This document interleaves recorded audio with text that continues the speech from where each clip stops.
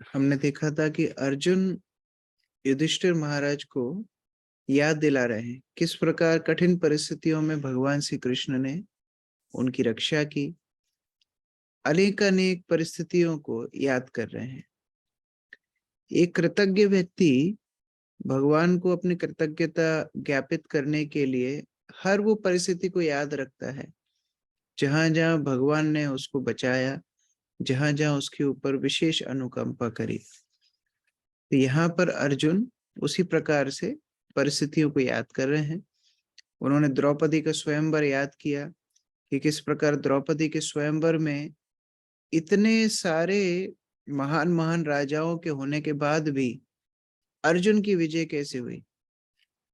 उसके बाद में खंडप्रस्थ में माया दानव को वश में किया। माया दानव ने उनके लिए महल बनाया। जरासंध जैसे महान पराक्रमी राजा का वध संभव हुआ और द्रौपदी का जिन्होंने अपमान किया था उन सब का वध संभव हुआ। तो ये सारे केवल भगवान श्री कृष्ण के आशीर्वाद से ही संभव थे। अभी उसके आगे 11वां श्लोक से हम आज पढ़ेंगे। यो नो जुगोपवन तद दुरंत करच्छद दुर्वाससोरीरचितत् अयुताग्र भूया साकांसितम् उपयूय यतस्त्रिलोकीन् तृप्तां ममस्त सलिले विनिमग्न संघा। पायल माता जी अनुवाद पढ़िए। हरे कृष्णा प्रभु जी। हमारे वनवास के समय 10,000 शिष्यों के साथ भोजन करने वाले दुर्वासा मुनि ने हमारे भयावह संकट में डालने हेतु हमारे शत्रुओं के साथ मिलकर चाल चली। उस समय उन्होंने भगवान श्री कृष्ण ने जूठन ग्रहण करने मात्र से हमें बचाया था। इस प्रकार उनके भोजन ग्रहण करने से नदी में स्नान करती मुनि मंडली ने अनुभव किया कि वह भोजन से पूर्ण रूप से संतुष्ट हो गए और 3 लोग भी संतुष्ट हो गए। हरे कृष्ण। तो आप यह कथा जानते हैं किस प्रकार जब दुर्वासा मुनि हस्तिनापुर गए थे और दुर्योधन ने उनकी खूब सेवा की, तो दुर्योधन ने सोचा कि अब हम पांडवों को श्राप दिलाएंगे। तो दुर्योधन ने बोला दुर्वासा मुनि को कि आप थोड़ा युधिष्ठिर महाराज के पास भी जाइए। अब दुर्वासा मुनि अकेले नहीं जाते थे, उनके साथ हजारों उनके बाकी सन्यासी गण भी जाते थे। तो इतने वन में कठिन परिस्थिति में दुर्वासा मुनि अपने हजारों सह सन्यासियों के साथ पहुंच गए। युधिष्ठिर महाराज कैसे उनको भोजन कराएंगे? तो भगवान को याद किया। भगवान को जब याद किया, दुर्वासा मुनि इत्यादि जब स्नान कर रहे थे, भगवान के भोजन ग्रहण करने से, भगवान के संतुष्ट होने से वह सारे मुनिगण अपने आप संतुष्ट हो गए और बिना भोजन करे ही संतुष्टि प्राप्त कर गए, अपने आप वहां से लौट गए। नहीं तो दुर्वासा मुनि उनको बहुत बड़ा श्राप देते थे। अगर उनको तृप्त नहीं कर पाते, बहुत बड़ा श्राप देते थे। तो यह भी एक घटना अर्जुन याद कर रहे हैं, कैसे दुर्वासा मुनि से हमको बचाया, दुर्वासा मुनि की श्राप से हमको बचाया। तो उस प्रकार अपनी कृतज्ञता ज्ञापित कर रहे हैं। सुजाता माता जी तात्पर्य पढ़िए। हरे कृष्णा प्रभु जी, दंडवत प्रणाम। दुर्वासा मुनि ये शक्तिशाली योगी ब्राह्मण थे जिन्होंने कठिन तपस्या तथा महान व्रतों के द्वारा धर्म के नियमों का पालन करने का संकल्प किया था। उनका नाम अनेक ऐतिहासिक घटनाओं के साथ जुड़ा हुआ है। ऐसा प्रतीत होता है कि उन्हें शिव की तरह सरलता से प्रसन्न किया जा सकता था तथा सरलता से रुष्ट किया जा सकता था। प्रसन्न होने पर वे सेवक का अपार शुभ कर सकते थे और अप्रसन्न होने पर भारी विपदा उत्पन्न कर सकते थे। कुमारी कुंती अपने पिता के घर में सभी महान ब्राह्मणों की सेवा किया करती थी और उनके अच्छे सत्कार से प्रसन्न होकर दुर्वासा मुनि ने उन्हें ऐसी शक्ति का वर दिया जिससे वे इच्छित देवता का आह्वान कर सकती थी। ऐसा समझा जाता है कि वे शिव के अंशावतार थे, अतएव वे शीघ्र ही प्रसन्न या रुष्ट किए जा सकते थे। वे शिव के महान भक्त थे और शिव के आदेश से उन्होंने श्वेत केतु का पुरोहित बनना स्वीकार किया था, क्योंकि श्वेत केतु 100 वर्षों तक चलने वाला यज्ञ कर चुके थे। वे कभी कभी इंद्रदेव की स्वर्ग सभा में भी जाया करते थे। वे अपनी महान योग शक्ति के बल से अंतरिक्ष में यात्रा कर सकते थे और ऐसा समझा जाता है कि उन्होंने अंतरिक्ष में बहुत दूरी तक भौतिक आकाश से भी परे वैकुंठ के ग्रहों तक यात्रा की थी। उन्होंने इतनी लंबी दूरी 1 वर्ष में तब तय की थी जब उन्होंने चक्रवर्ती सम्राट एवं महान भक्त राजा अम्बरीश से झगड़ा किया था। उनके लगभग 10,000 शिष्य थे और वे जहाँ कहीं जाते तथा जिन क्षत्रिय राजाओं के अतिथि बनते वहीं अपने बहुत से शिष्यों को साथ लेते जाते। एक बार वे महाराज युधिष्ठिर के शत्रु चचेरे भाई दुर्योधन के घर गए। दुर्योधन इतना तो बुद्धिमान था कि वह समझे कि ब्राह्मण को सब प्रकार से संतुष्ट करना चाहिए और ऐसा करने पर इस महर्षि ने दुर्योधन को कुछ वरदान देना चाहा। दुर्योधन इनकी योग शक्ति से परिचित था और उसे यह भी पता था कि ये योगी ब्राह्मण अप्रसन्न होने पर किस प्रकार से बवंडर खड़ा कर सकते हैं। अतएव उसने ऐसी चाल चली कि यह ब्राह्मण अपना क्रोध उनके शत्रु पांडवों पर उतारे। जब ऋषि ने दुर्योधन को कुछ वर देना चाहा तो उसने इच्छा व्यक्त की कि अच्छा हो यदि श्रीमान उसके अग्रज तथा प्रमुख महाराज युधिष्ठिर के घर जाएं, लेकिन उससे विनती की कि वे तब पहुंचे जब युधिष्ठिर अपनी महारानी द्रौपदी के साथ भोजन कर चुके हों। दुर्योधन जानता था कि द्रौपदी के साथ भोजन करने के उपरांत महाराज युधिष्ठिर इतने सारे ब्राह्मण अतिथियों को भोजन नहीं दे पाएंगे और तब यह ऋषि क्रुद्ध होकर महाराज युधिष्ठिर के लिए संकट उत्पन्न कर देंगे। यह थी दुर्योधन की योजना। दुर्वासा मुनि ने उसके प्रस्ताव को मान लिया और दुर्योधन की योजना के अनुसार ही वनवासी राजा के यहाँ उस समय पहुंचे जब राजा तथा द्रौपदी भोजन कर चुके थे। महाराज युधिष्ठिर के द्वार पर पहुंचते ही दुर्वासा मुनि का स्वागत किया गया और राजा ने उनसे प्रार्थना की कि वे दोपहर का धार्मिक कृत्य नदी के किनारे संपन्न करें, क्योंकि तब तक भोजन तैयार हो जाएगा। महर्षि दुर्वासा अपने अनेक शिष्यों सहित नदी में स्नान करने गए और महाराज युधिष्ठिर इन अतिथियों के कारण बहुत चिंता करने लगे। जब तक द्रौपदी नहीं खाती थी तब तक चाहे कितने ही अतिथि क्यों ना आ जाए, उन्हें भोजन दिया जा सकता था। किंतु ऋषि तो दुर्योधन की योजना के अनुसार उस समय पहुंचे थे जब द्रौपदी भोजन कर चुकी थी। जब भक्तगण कठिनाई में होते हैं तब उन्हें ध्यानमग्न होकर श्री भगवान का स्मरण करने का अवसर प्राप्त होता है।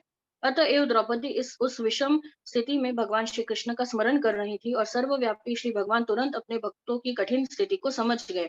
अतः वे वहां पर उपस्थित हुए और द्रौपदी से कहा कि जितना भी भोजन बचा हो उसे वे ले आए। श्री भगवान की बात सुनकर द्रौपदी अत्यंत खिन्न हुई, क्योंकि भोजन तो था नहीं और श्री भगवान भोजन मांग रहे थे। उन्होंने श्री भगवान से कहा कि यदि वे खा न चुकी होती तो सूर्य द्वारा प्रदत्त रहस्यमय थाली से वे कितना ही भोजन दे सकती थी, किंतु उस दिन वे भोजन कर चुकी थी। अतएव अब संकट उपस्थित था। वे अपनी कठिनाइयां बताकर भगवान श्री कृष्ण के समक्ष रोने लगी, जैसा कि ऐसे अवसरों पर स्त्रियां करती हैं। किंतु श्री भगवान ने द्रौपदी से रसोई के पात्र लाने को कहा, जिससे वे देख सके कि उनमें कहीं भोजन का कोई कण लगा तो नहीं रह गया है। द्रौपदी का के ऐसा करने पर श्री भगवान ने देखा कि पात्र में शाक का एक कण लगा हुआ है। श्री भगवान ने उसे निकालकर तत्क्षण खा लिया। उसके पश्चात श्री भगवान ने द्रौपदी से कहा कि महर्षि दुर्वासा सहित समस्त अतिथियों को बुलाएं।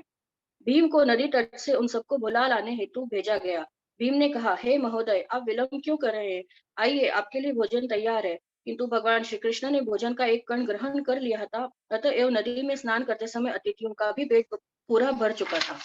उन्होंने सोचा कि महाराज युधिष्ठिर ने उन सबके लिए नाना प्रकार के व्यंजन तैयार कराए होंगे और चूंकि उन्हें भूख नहीं लग रही थी और वे खा नहीं सकेंगे तो महाराज युधिष्ठिर को दुख होगा।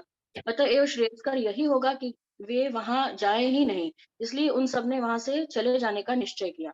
यह घटना सिद्ध करती है कि श्री भगवान सर्वोत्कृष्ट योगी हैं, अतएव वे योगेश्वर कहलाते हैं।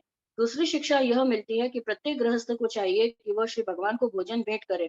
इसका फल यह होगा कि हर व्यक्ति संतुष्ट हो जाएगा, भले ही 10,000 अतिथि क्यों न हो, क्योंकि श्री भगवान संतुष्ट है। यही भक्ति की विधि है। हरे कृष्ण। कितनी शिक्षाप्रद घटना है कि दुख के समय भक्त लोगों का आश्रय एकमात्र भगवान होते हैं। प्रभुपाद ने बहुत सुंदर वाक्य यहाँ लिखा है, जब भक्तगण कठिनाई में होते हैं तब उन्हें ध्यान मग्न होकर भगवान का स्मरण करने का अवसर प्राप्त होता है। सामान्यतः जब सब कुछ ठीक चलता है हम भगवान को भूल जाते हैं, लेकिन जब इस प्रकार की कठिन परिस्थितियां आती हैं तो भगवान को स्मरण करने का हमको अवसर प्राप्त होता है। और पांडव जैसे भक्त जिनका एकमात्र आश्रय भगवान श्री कृष्ण थे, स्वभावतः ही भगवान को याद करने लगे। और एक और शिक्षाप्रद बात है कि जब भगवान ने पांडवों को बोला कि जाओ बुला करके ले आओ, तो घर में भोजन तो था नहीं, फिर भी उनका विश्वास, अटूट विश्वास देखिए कि भीम दुर्वासा को बुलाने के लिए चले गए। वो क्या बोल रहे हैं, आप इतना विलंब क्यों कर रहे हैं, जल्दी चलिए, भोजन तैयार है। तो क्या कितना विश्वास होगा भगवान के ऊपर, क्योंकि उन्हें पता है दुर्वासा जरा में गुस्सा हो जाते हैं, श्राप दे देते हैं, लेकिन फिर भी भगवान कृष्ण ने बोला जाओ बुला करके लेके आओ, कोई बात नहीं। तो वो विश्वास के साथ चले गए। तो ये श्रद्धा से, ये विश्वास से भक्ति का पोषण होता है। और इस प्रकार से, क्योंकि भगवान श्री कृष्ण जस्मिन तुष्टे जगत तुष्टा, भगवान श्री कृष्ण तुष्ट हो गए तो सब पूरे ब्राह्मण, सारे सन्यासी, दुर्वासा मुनि इत्यादि सभी तुष्ट हो गए और वो अपने आप ही वहां से चले गए। तो यह भक्ति में भगवान की शरण ग्रहण करना, उनके ऊपर श्रद्धा रखना बहुत महत्वपूर्ण अंग है। अगला श्लोक 12।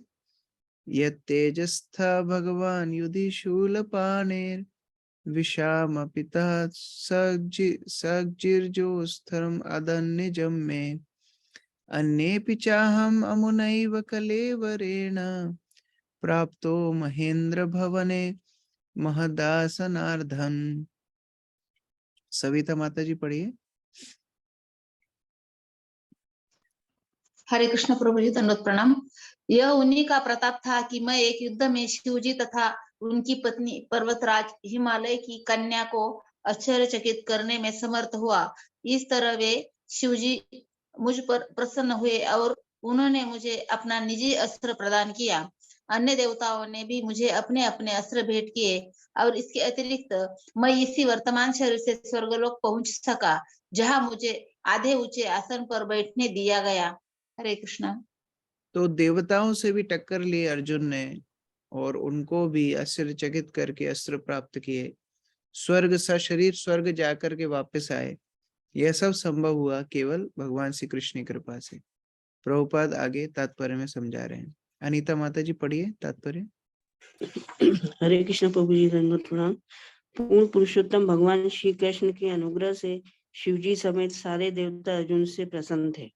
भाव यह है कि जिस किसी पर शिवजी की या किसी अन्य देवता की कृपा होती है, उस पर भगवान श्री कृष्ण की भी कृपा हो, ऐसा आवश्यक नहीं है।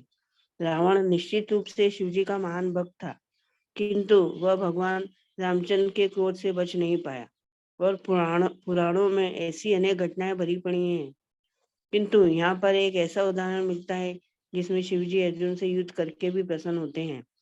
परमेश्वर के भक्त जानते हैं कि देवताओं का सम्मान किस तरह किया जाए, किंतु देवताओं के भक्त कभी कभी मूर्खतावश ऐसा सोचते हैं कि भगवान देवताओं से बड़े नहीं हैं।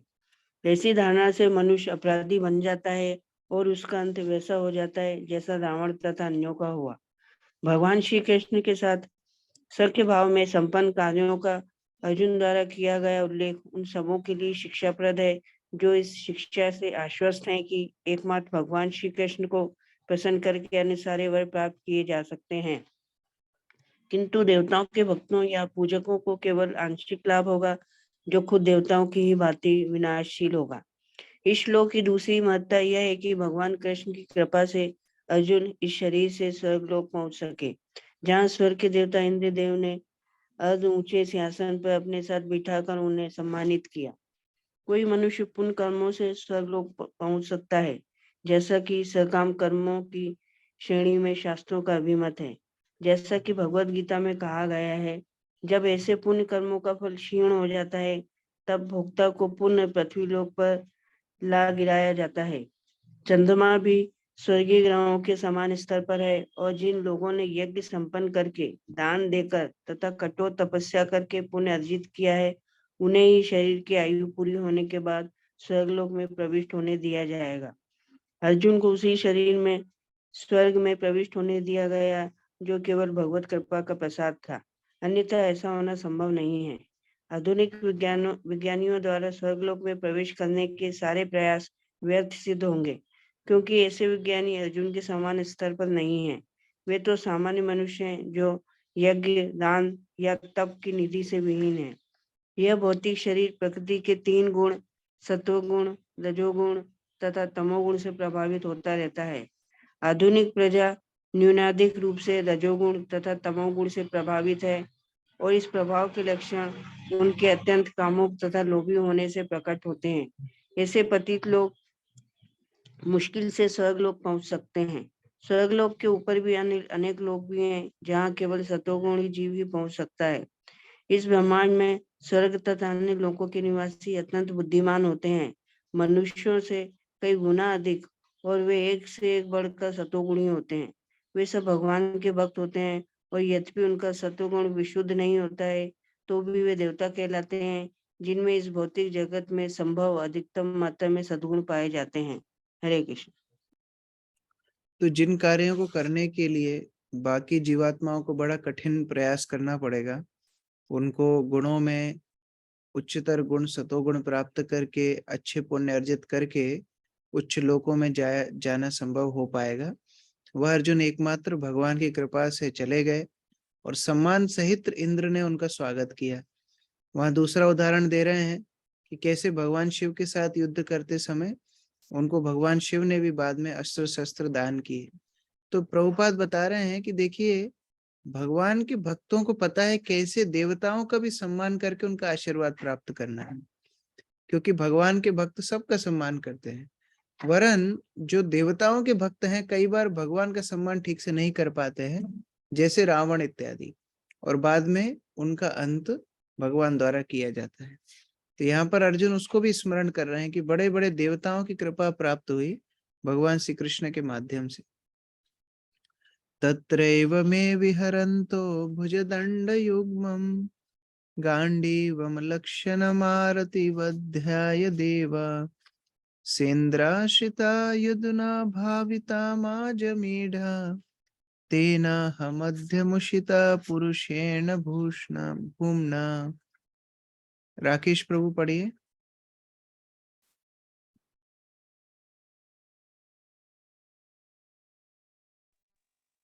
जब मैं स्वर्गलोक, हरे कृष्ण प्रभु जी, धन्यवाद प्रणाम। जब मैं स्वर्गलोक में अतिथि के रूप में कुछ दिन रुका रहा तो इंद्रदेव समेत स्वर्ग के समस्त देवताओं ने निवात कवच नामक असुर को मारने के लिए गांडीव धनुष धारण करने वाली मेरी भुजाओं का आश्रय लिया था। हे आजमीड के वंशज राजा, इस समय में पूर्ण पुरुषोत्तम भगवान से विहीन हो गया हूँ, जिसके प्रभाव में से मैं इतना शक्तिशाली था। हरे कृष्ण। नहीं, देवताओं की सहायता भी अर्जुन करके आ गए थे, लेकिन आज ये सब बात क्यों बोल रहे हैं कि भगवान की अनुपस्थिति में वह शक्ति विहीन अनुभव कर रहे हैं, कि मानो अब उनके अंदर कोई शक्ति ही ना हो, अभी जितना उनका सामर्थ्य था सब कुछ चला गया हो। गौतम प्रभु तात्पर्य पढ़िए। हरे कृष्ण को जी प्रणाम। स्वर्गलोक के देवता निश्चय ही अधिक बुद्धिमान, शक्तिमान तथा सुंदर होते हैं, तो भी उन्हें अर्जुन से उनके गांडीव धनुष के कारण सहायता लेनी पड़ी, क्योंकि गांडीव धनुष भगवान श्री कृष्ण की कृपा से शक्ति संपन्न था। श्री भगवान सर्वशक्तिमान है और उनकी कृपा से शुद्ध भक्त उनकी इच्छा के अनुसार शक्तिमान हो सकता है, जिसकी कोई सीमा नहीं होती। किंतु जब श्री भगवान किसी से इतनी शक्ति वापस ले लेते हैं, तो वो श्री भगवान की इच्छा से शक्ति विहीन हो जाता है। हरे कृष्ण प्रभु जी। अर्जुन जानते थे कि उनकी शक्ति सामर्थ्य के पीछे केवल और केवल भगवान श्री कृष्ण की ही उपस्थिति एकमात्र कारण है। अगले श्लोक में और बड़ा उदाहरण दे रहे हैं, कैसे केवल भगवान की शक्ति के बल पर ही उन्होंने अपने जीवन में जितनी उपलब्धियां प्राप्त की।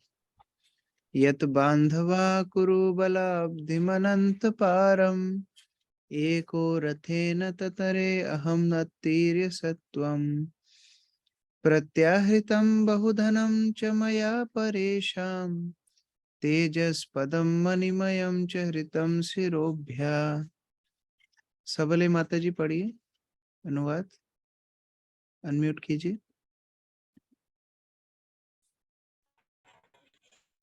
हरे कृष्ण प्रभु जी, दंडवत प्रणाम। कौरवों में कौरवीय सैन्य समुद्र की तरह जिसमें अनेक अजय लगे थी, किंतु उनकी मित्रता के कारण मैं ऊपर रथ पर आरूढ़ होकर उसे पार कर सका। यह उनकी कृपा थी कि मैं गांव को वापस ला सका और बलपूर्वक राजाओं के तमाम मुकुट एकत्र कर सका, जो समस्त तेज के स्वत्र रत्नों से जड़ित थे। हरे कृष्ण। तो कौरवों की सैन्य शक्ति का सामना करके विजय होना, यह अर्जुन के लिए बहुत असंभव कार्य था।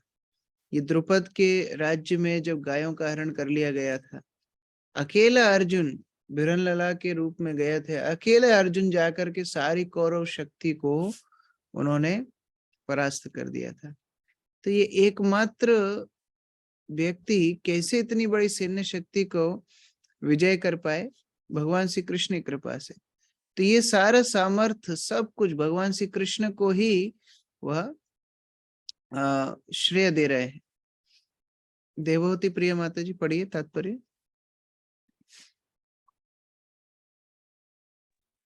हरे कृष्णा प्रभु जी, दंडवत प्रणाम।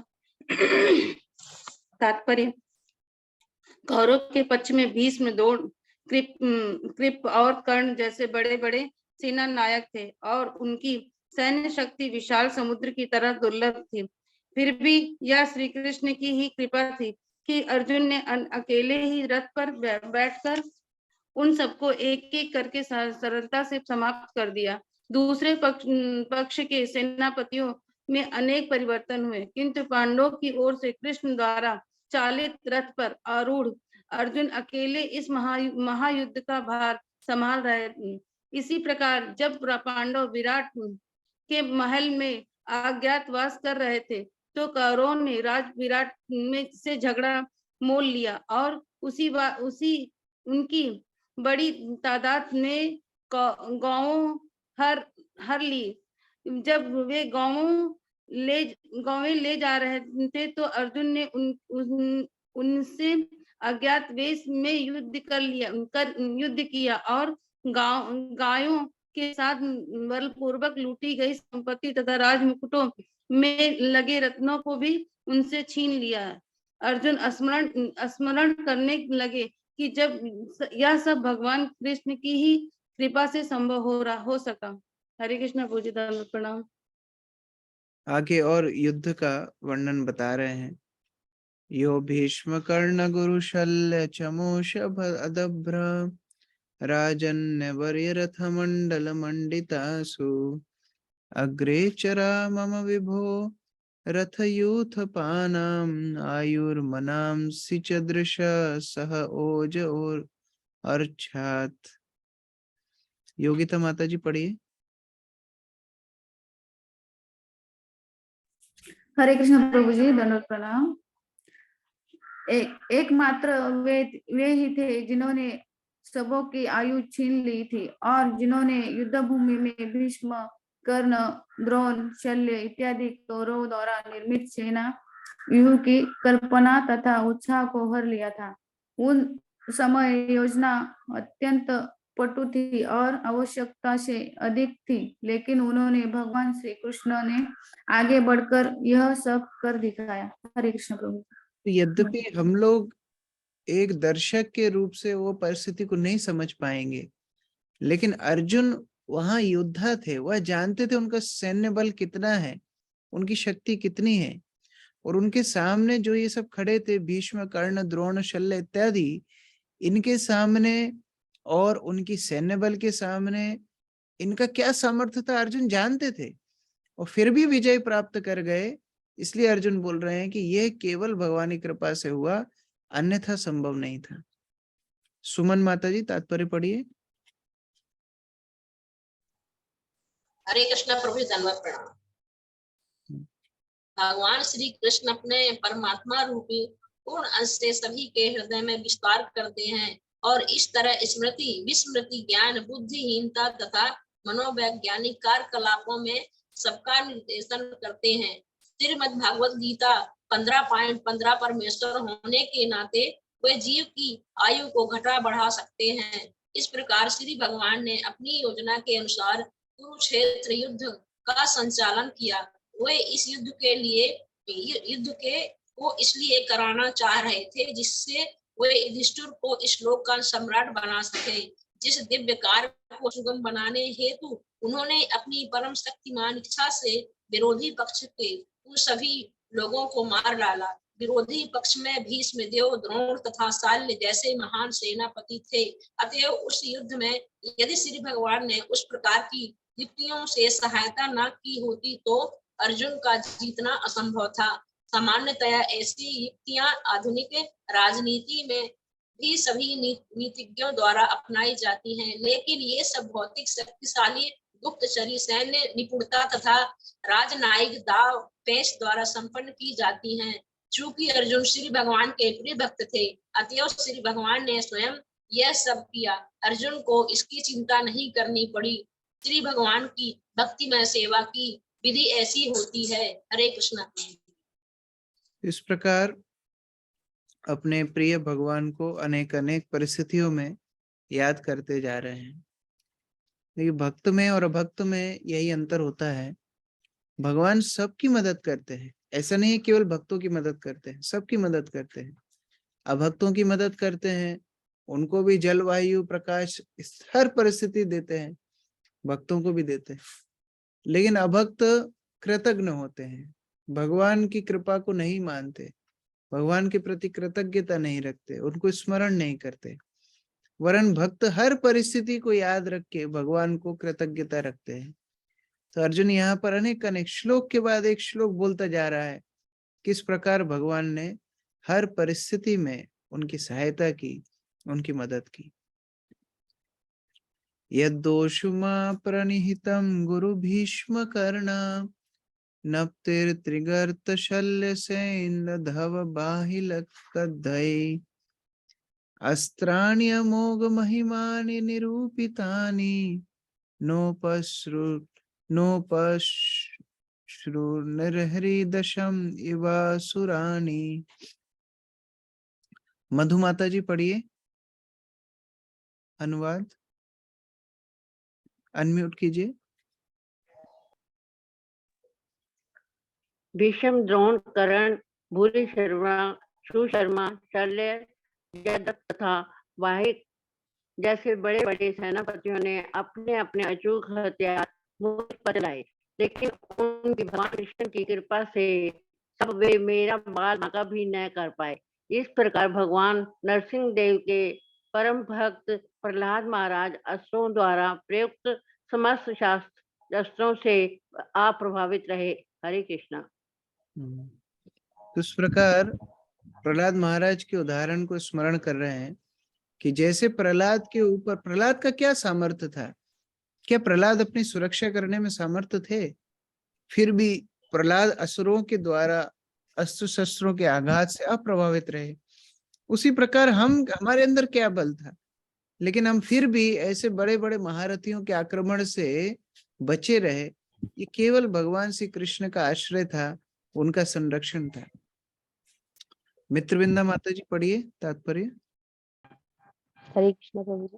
प्रहलाद महाराज नरसिंह देव के परम भक्त थे। उनकी कथा श्रीमद् भागवत के 7वें स्कंद में दी गई है। प्रहलाद महाराज अभी 5 वर्ष के नन्हे बालक ही थे कि वे अपने महान पिता हिरण्यकश्यप के क्रोध के पात्र बने, क्योंकि वे भगवान के शुद्ध भक्त थे।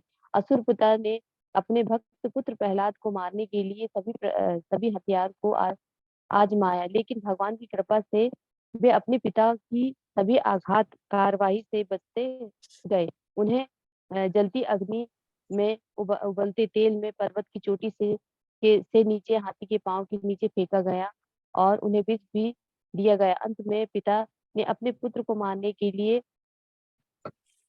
गांडीव उठाया और नरसिंह देव प्रकट हुए और उस जघन्य पिता का पुत्र के समक्ष बद्ध कर दिया। इस तरह भगवान के भक्त को कोई मार नहीं सकता। इस प्रकार अर्जुन को भी भगवान ने बचाया, क्योंकि उन्हें मारने के लिए भीष्म जैसे महान प्रतिद्वंदी द्वारा सभी घातक हथियार छोड़े गए। कर्ण ये कुंती के पुत्र थे। एक एक भक्त का वर्णन प्रभुपाद बता रहे हैं। जैसे प्रहलाद के बारे में वर्णन बताया, कैसे भगवान ने निश्चय कर लिया बचाने का, तो कोई भी उनको नहीं मार सकता। हिरण्यकश्यप जिन्हें बड़े बड़े देवताओं को बंदी बना रखा था, छोटे 5 वर्ष के बालक को कुछ आघात नहीं पहुंचा पाया। तो उस प्रकार अर्जुन अपनी तुलना प्रहलाद से कर रहे हैं कि जैसे प्रहलाद एक बच्चा होने के कारण असक्षम था अपने आप को बचाने में, हम भी असक्षम थे, तो भगवान ने हमारी रक्षा की। दीपिका माता जी पढ़िए आगे। हरे कृष्ण प्रभु जी, दंडवत प्रणाम। कर्ण ये कुंती के पुत्र थे जो महाराज पांडु से विवाह होने के पूर्व सूर्यदेव से प्राप्त हुए थे। कर्ण का जन्म हाथ के कड़े तथा कान के कुंडल सहित हुआ था, जो दुदर्जम वीर के असमान लक्षण थे। प्रारंभ में उसका नाम वसुसेन था, लेकिन जब वह बड़ा हुआ तो उसने अपने प्राकृतिक कड़े तथा कुंडल इंद्रदेव को भेंट कर दिए और उसके बाद वे कर्तन कहलाया। कुमारी कुंती ने जन्म देने के बाद उसे गंगा नदी में फेंक दिया गया था। बाद में आदिरथ ने उसे उठा लिया और उसने तथा उसकी पत्नी राधा ने उसे अपनी संतान की तरह पाला पोसा। कर्ण अत्यंत दानी था, विशेषतः ब्राह्मणों के प्रति। ब्राह्मणों को दान देते समय वह अपना सर्वस्व देने को प्रस्तुत रहता था। इसी दानी भावना से उसने अपने कड़े तथा कुंडल इंद्रदेव को दे दिए थे, जिससे वे अत्यंत प्रसन्न हुए। उन्होंने बदले में शक्ति नाम का महान अस्त्र प्रदान किया। उसकी द्रोणाचार्य के इस रूप में भर्ती हुई थी और प्रारंभ से ही उसमें तथा अर्जुन में स्पर्धा चलती थी। अर्जुन से उसकी निरंतर स्पर्धा देखकर दुर्योधन ने उसे अपने संगी बना लिया था और क्रमशः उसमें प्रगाढ़ मैत्री हो गई। वह द्रौपदी के स्वयंवर में भी उपस्थित था और जब उस सभा में उसने अपनी प्रतिभा का प्रदर्शन करना चाहा तो द्रौपदी के भाई ने घोषणा की कि कर्ण उस प्रतियोगिता में भाग नहीं ले सकता, क्योंकि वह शूद्र बढ़ई का पुत्र था। यद्यपि उसे यह प्रतियोगिता में भाग लेना नहीं दिया गया, किंतु जब अर्जुन मत्स्य भेद में सफल रहा और द्रौपदी ने अर्जुन को माला पहना दी तो कर्ण तथा हारे हुए राजकुमारों ने द्रौपदी सहित जाते हुए अर्जुन के लिए समान रुकावट खड़ी की। विशेष रूप से कर्ण उससे बहादुरी से लड़ा, किंतु वे सभी अर्जुन द्वारा परास्त हुए। दुर्योधन कर्ण से अत्यंत प्रसन्न था, क्योंकि अर्जुन ने उसकी निरंतर स्पर्धा चलती रहती थी और जब दुर्योधन राजा बना तो उसने कर्ण को अंगराज का राजा बना दिया। द्रौपदी को जीतने के प्रयास असफल होने के कारण कर्ण ने दुर्योधन को सलाह दी कि राजा द्रौपद पर हमला कर दिया जाए, क्योंकि उसे हराकर द्रौपदी तथा अर्जुन दोनों को बंदी बनाया जा सकता है। लेकिन द्रोणाचार्य ने इस पंचयंत्र के लिए उनको फटकारा, फलतः वे इस कार्य से विरत हो गए। कर्ण कई बार हारा था, न केवल अर्जुन से अपितु भीमसेन से भी। वह बंगाल, उड़ीसा तथा मद्रास के सम्मिलित राज्य का राजा था। बाद में उन्होंने महाराज युधिष्ठिर के राजसू यज्ञ की सक्रिय भाग लिया और जब शकुनी द्वारा सुझाए जाने पर प्रतिद्वंदी बंधुओं में जुआ खेला गया तो कर्ण ने उसमें भाग लिया और जब द्रौपदी दांव पर चढ़ गई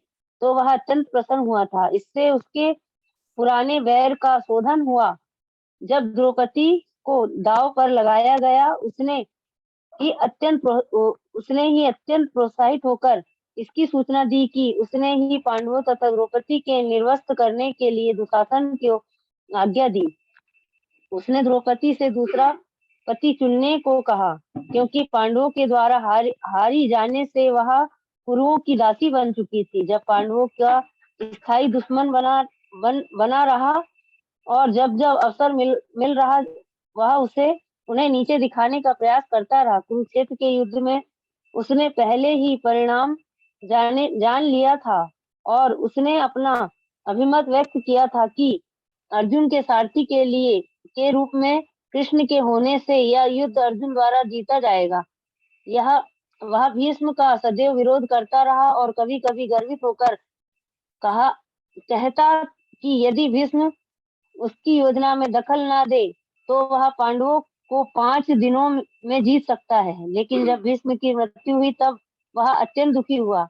उसने इंद्र से प्राप्त हुए शक्ति अस्त्र द्वारा अघोटक का वध किया। अर्जुन ने उसके पुत्र भीमसेन का वध किया। उसने सर्वाधिक पांडव सैनिकों को मारा था। अंत में अर्जुन से उसका घनघोर युद्ध हुआ और वह अकेला ही ऐसा था जिसने युद्ध में अर्जुन के मुकुट को मार गिराया था। लेकिन ऐसा हुआ कि उसके रथ का पहिया युद्धभूमि के कीचड़ में फंस गया और जब वह उस पहिए को ठीक करने रथ से नीचे उतरा तो उसके मना करने पर भी अर्जुन ने उसे मार डाला। यहाँ संक्षिप्त रूप में श्रील प्रभुपाद ने कर्ण का परिचय दिया है।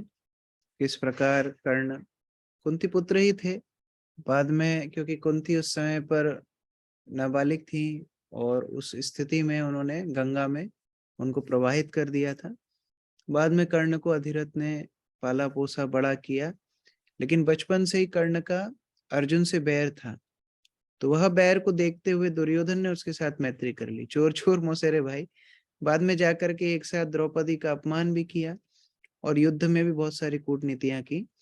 लेकिन परशुराम का उनको श्राप था कि जब आप सबसे भीषण परिस्थिति में होंगे अपनी सारी विद्या भूल जाएंगे। तो जब कर्ण उस प्रकार भीषण परिस्थिति में थे, रथ का पहिया अटक गया था, अपनी सारी विद्याओं को भूल गए और उस स्थिति में अर्जुन ने कर्ण का वध किया। सागरिका माता जी आगे पढ़िए।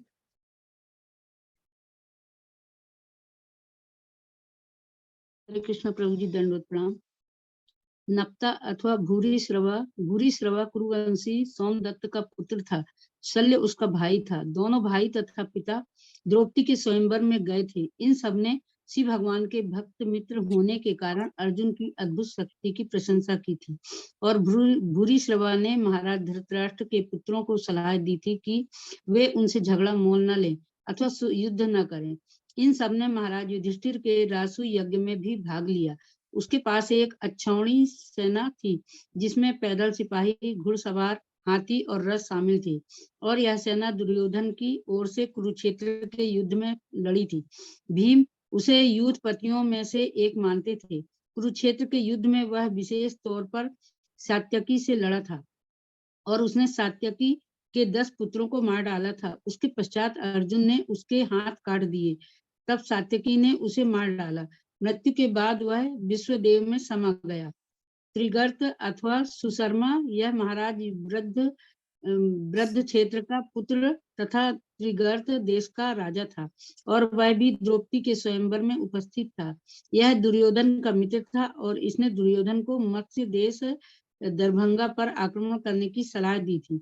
विराट नगर में गायों को चुराते समय वह महाराज विराट को बंदी बनाने में सफल हुआ था, लेकिन अंत में भीम ने महाराज विराट को मुक्त करा लिया था। कुरुक्षेत्र के युद्ध में भी वह वीरता पूर्वक लड़ा, किंतु अंत में अर्जुन द्वारा मारा गया।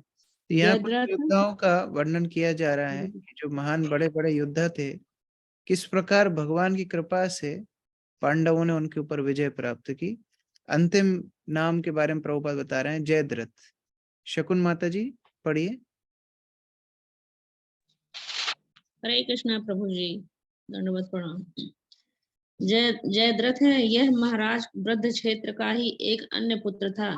यह सिंधु देश, आधुनिक सिंधु जो पाकिस्तान में है का राजा था। इसकी पत्नी का नाम दुसला था। यह भी द्रौपदी के स्वयंवर में उपस्थित था और उससे विवाह करने हेतु बहुत उत्सुक था, किंतु प्रतियोगिता में असफल रहा। किंतु तब से वह हमेशा द्रौपदी के निकट आने के अवसर की ताक में करता था। जब वह अपना विवाह करने साल देश जा रहा था, तब उसने रास्ते में कामवन में एक बार फिर द्रौपदी को देखा और वह उसके प्रति अत्यधिक आकर्षित हो गया। तब अपना राज्य जुए में हार कर पांडव तथा द्रौपदी वनवास में थे और तब जयरथ ने अपने संगी कोटि शिष्य द्वारा अनुचित तरीके से द्रौपदी के पास संदेश भेजा। द्रौपदी ने तुरंत ही जयद्रथ के प्रस्ताव से बड़ी बुरी तरह ठुकरा दिया गया था, किंतु द्रौपदी के सौंदर्य के प्रति वह इतना आकर्षित था कि वह बारंबार प्रयास करता रहा और हर बार द्रौपदी ने उसे ठुकरा दिया। उसने द्रौपदी को जबरन रथ पर बैठाना चाहा, लेकिन द्रौपदी ने उसे ऐसी पटकनी दी कि वह कटे हुए वृक्ष की तरह धराशायी हो गया, लेकिन वह हतोत्साहित नहीं हुआ और द्रौपदी को जबरन रथ पर बैठाने में सफल रहा। धौम्य मुनि ने यह घटना देखी तो उन्होंने जयरथ के इस कार्य का तीव्र विरोध किया। उन्होंने रथ का पीछा भी किया और धात्रेयिका के द्वारा उसकी जानकारी महाराज युधिष्ठिर तक पहुंचाई। तब पांडवों ने आक्रमण करके उसके समस्त सैनिकों को मार डाला और अंत में भीमसेन से ने जयद्रथ को पकड़कर उसकी जमकर पिटाई की और वह लगभग अधमरा सा हो गया। फिर उसके 5 बाल छोड़कर सिर के समस्त बाल काट दिए गए और समस्त राजाओं के समक्ष लाकर महाराज युधिष्ठिर के दास के रूप में उसका परिचय कराया गया। उसे सभी राजकुमारों ने के समक्ष अपने आप को महाराज युधिष्ठिर का दास स्वीकार करने हेतु बाध्य किया गया और उसी अवस्था में महाराज युधिष्ठिर के सम्मुख लाया गया। महाराज युधिष्ठिर ने दयालु होकर उसे छोड़ने का आदेश दिया और जब उसने श्री गर्त राजकुमार को महाराज के अधीन बनाने हेतु आत्म स्वीकृति कर ली तो महारानी द्रौपदी ने भी उसको मुक्त करने की इच्छा व्यक्त कर दी। इस घटना के पश्चात उसे अपने देश जाने दिया गया। इस प्रकार अपमानित होने के बाद वह हिमालय पर्वत पर गंगोत्री चला गया और अपने शिव को प्रसन्न करने हेतु कठोर तपस्या की। उसने 5 पांडवों को कम से कम एक एक करके हराने का वर मांगा। तत्पश्चात जब कुरुक्षेत्र युद्ध प्रारंभ हुआ तो उसने दुर्योधन का पक्ष लिया। पहले दिन उसने महाराज द्रुपद से, फिर विराट से और तब अभिमन्यु से युद्ध किया। जब अभिमन्यु को 7 महान सेनापति घेर कर निर्दयता पूर्वक मार रहे थे तब पांडव उसकी सहायता करने हेतु पहुंचे, किंतु जयद्रथ ने शिव की कृपा से अपनी शक्ति से उन्हें पीछे हटा दिया। इस पर अर्जुन ने उसका वध करने की प्रतिज्ञा की। यह सुनकर जयद्रथ ने युद्ध स्थल छोड़कर भागना चाहा और कौरवों से उसकी अनुमति मांगी, किंतु उसे ऐसा नहीं करने दिया गया।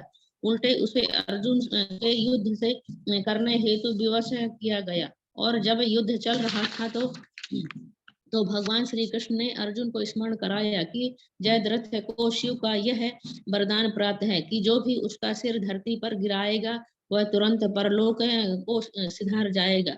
अतः उन्होंने अर्जुन को सलाह दी कि वह जयद्रथ के सिर को सीधे उसके पिता की गोद में गिराएं, जो समंत पंचक तीर्थ में तप कर रहा था। अर्जुन ने वास्तव में ऐसा ही किया। जयद्रथ का पिता पुत्र के कटे हुए सिर को अपनी गोद में देखकर अचंभित हो उठा। अतः उसने तुरंत ही उस सिर को भूमि पर फेंक दिया। उसके पिता का सिर 7 टुकड़ों में फट गया और वह तुरंत परलोक को सिधार गया। हरे कृष्णा प्रभु जी।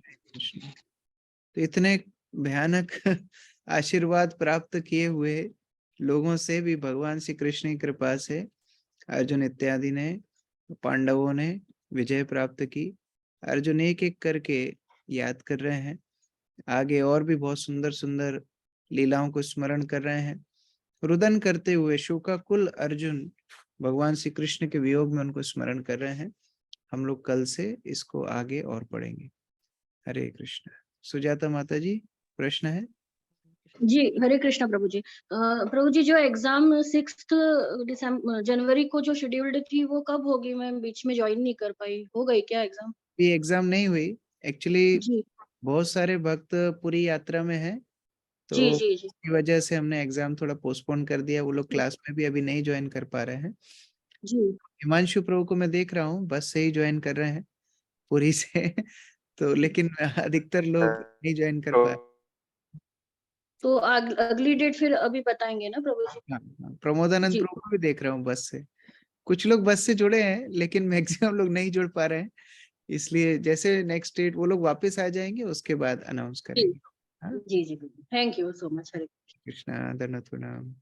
श्रील प्रभुपाद की जय। श्री ग्रंथराज श्रीमद् भागवतम की जय। हरे कृष्ण।